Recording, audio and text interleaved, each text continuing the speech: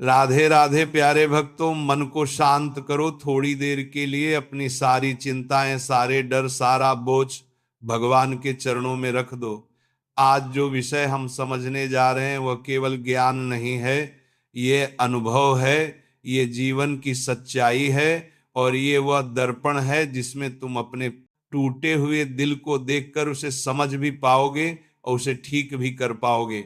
मेरे प्यारे भक्तों, तुम्हारी आंखों में मैंने वह दर्द देखा है, तुम्हारी आवाज में वह टूटा हुआ भरोसा सुना है, और तुम्हारी आत्मा में वह सिसकी महसूस की है जो तुम किसी को नहीं बताते। तुम दिखाते हो कि तुम ठीक हो, पर भीतर से तुम बिखरे हुए हो। तुम मुस्कुराते हो, पर वह मुस्कान सिर्फ चेहरे तक रहती है, दिल तक नहीं पहुंचती। तुम्हारा दर्द सिर्फ तुम जानते हो और तुम्हारी चुप्पी सिर्फ भगवान समझते हैं। आज मैं उसी चुप्पी को आवाज देने आया हूं। क्यों होते हैं हम आहत, क्यों टूट जाते हैं? भक्तों सुनो, हम दुख इसलिए नहीं पाते कि सामने वाला बुरा है, नहीं, हम दुख इसलिए पाते हैं क्योंकि हम बहुत अच्छे होते हैं। तुम सोचते हो सामने वाला वैसा ही रहेगा जैसा वह शुरुआत में था, समझने वाला, प्यार देने वाला, कदर करने वाला। लेकिन इंसान बदल जाता है, और जब इंसान बदलता है तो उसके बदलने का भार सबसे पहले तुम्हारे दिल पर पड़ता है। कभी कभी हम दिल से निभाते हैं, पर सामने वाला बस समय बिताता है। हम साथ चाहते हैं, वह सुविधा चाहता है, हम उम्मीद रखते हैं, वो बहाना रखता है। इसीलिए दिल हम देते हैं और टूटता भी हमारा ही है।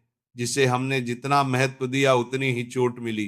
तुम सोचते हो मैं उसे छोड़ नहीं सकता, वो सोचता है ये कभी जाएगा ही नहीं। तुम सोचते हो मैं इसके बिना टूट जाऊंगा, वो सोचता है ये मेरे बिना जी ही नहीं सकता। अत्यधिक प्रेम दुख देता है भक्तों, क्योंकि जब तुम किसी को अपने दिल में मंदिर की तरह रखते हो तो वह तुम्हारे दिल को मोम समझकर अपनी सुविधा के अनुसार आकार देने लगता है।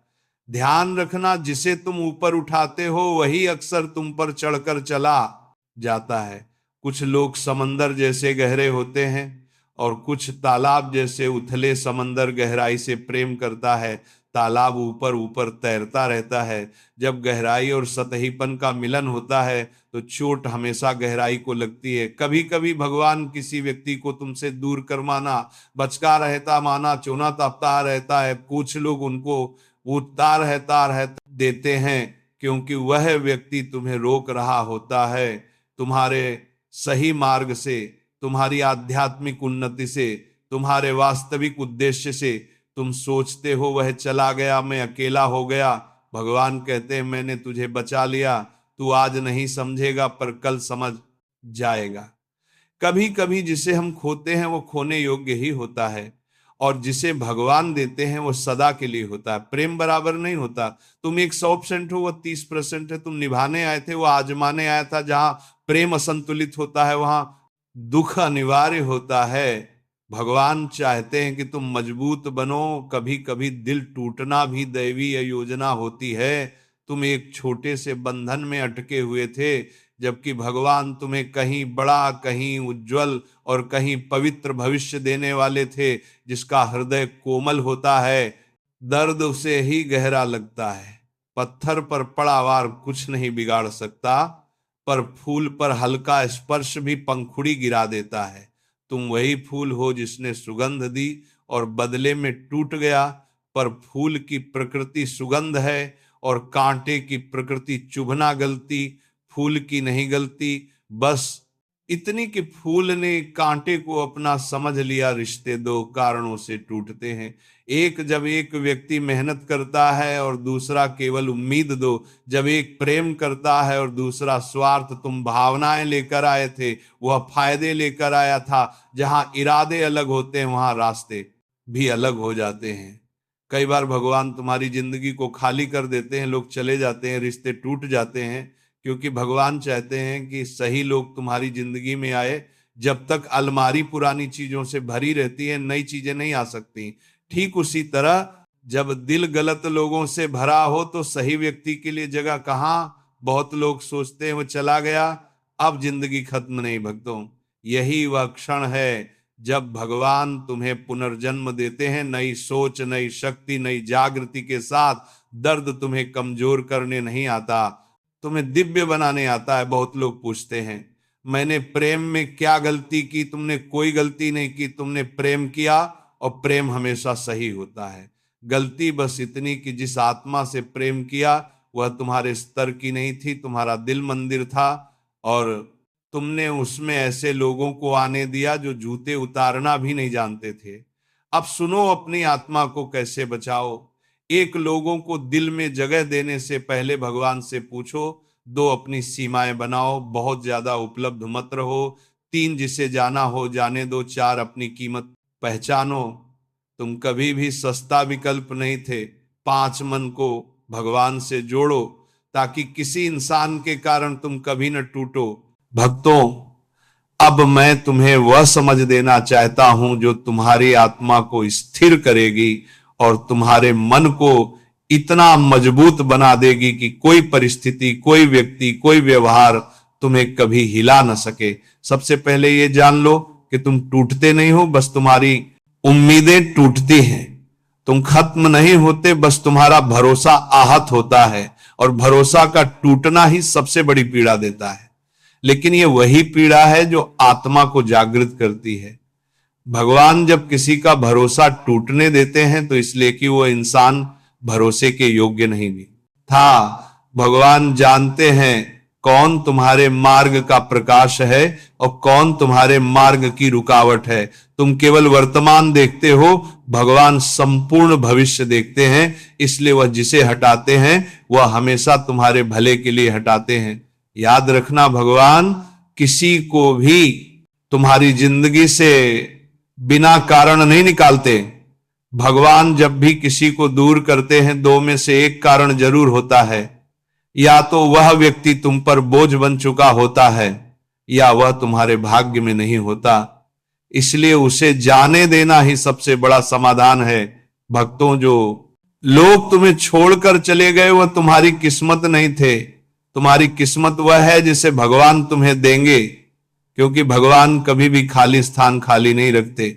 भगवान खाली करते हैं तो भरने के लिए, भरते हैं तो संवारने के लिए, और संवारते हैं तो चमत्कार दिखाने के लिए। अब सुनो आगे क्या करना है।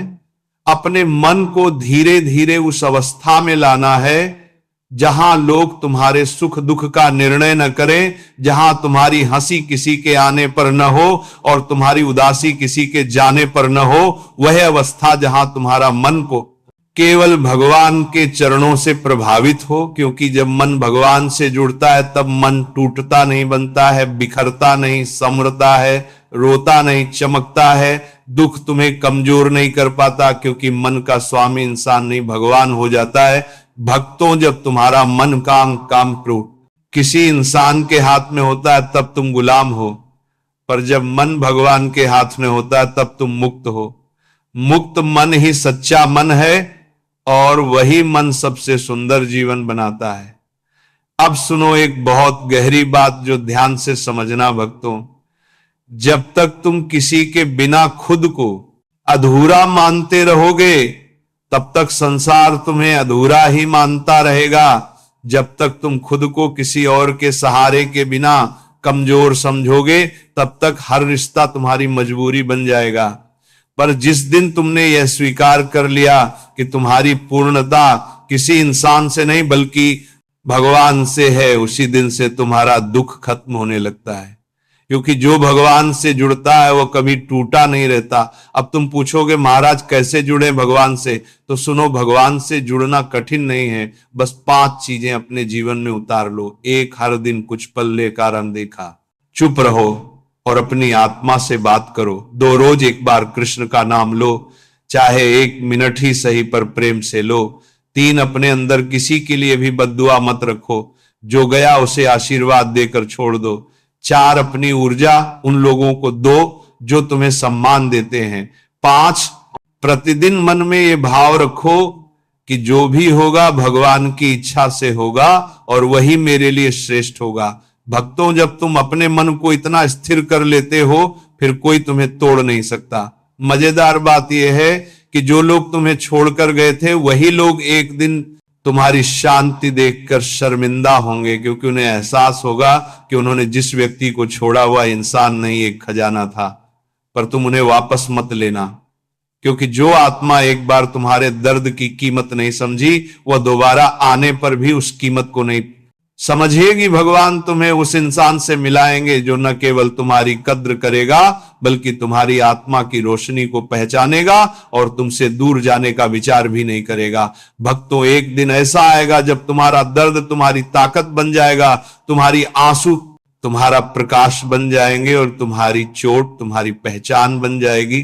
क्योंकि दर्द हर किसी को मिलता है, लेकिन उससे दिव्यता हर कोई नहीं पाता। जो दर्द में भी मुस्कुराना सीख लेता है वही सच्चा भक्त बनता है। भगवान उन्हीं का हाथ पकड़ते हैं जिनका दिल कोमल होता है, और कोमल दिल ही भगवान का सबसे प्रिय स्थान होता है। इसलिए भक्तों, अपने दिल को कठोर मत बनाओ, पर उसे कमजोर भी मत बनाओ। दिल वही सुंदर है जो प्रेमी भी हो और बुद्धिमान भी हो। जिसे भगवान छू ले वह कभी टूटा नहीं रहता। और तुम वही हो, भगवान की कृपा से जन्मे हुए और उसी कृपा से संवरने वाले।